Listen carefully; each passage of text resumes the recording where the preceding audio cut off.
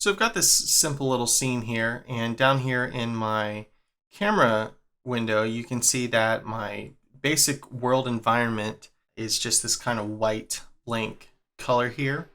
And so if I were to press my render button and render this out, I have this flat static image. And so you may be thinking to yourself, well, if I save this out as a PNG or a TIFF, that should be able to retain the alpha channel. And basically the alpha channel allows us to treat the rendered objects in the scene different from the background, but it's not the case. If you save the image out like this, it's going to flatten everything together. So if we were to press save image, and even down here in our menu where we can choose the type of image we want to save as, even if we have RGBA selected here and we were to say save this to the desktop, we could just call it simple scene and press save as image.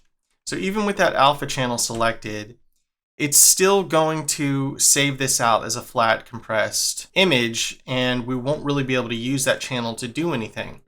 So if I were to head over to my desktop and open this up in Photoshop or GIMP or something like that, Krita, and I click onto my layers here and say I were to add a layer, drop it under here, and then make that layer black or something, we can't see anything under it, and we don't have a way of separating this.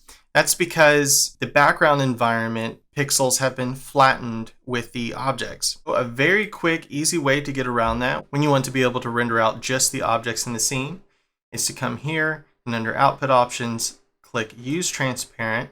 And this time when we render, we'll just have the objects in the alpha channel. So if we press save image, and we'll call this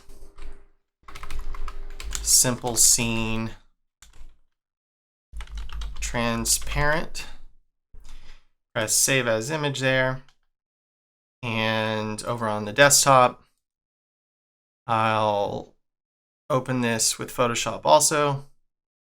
This time we can see the checkered background, and if I were to add another layer here and make it black or something, we see that. And this allows us, of course, to add effects, change the background of both our animations and our still rendered frames.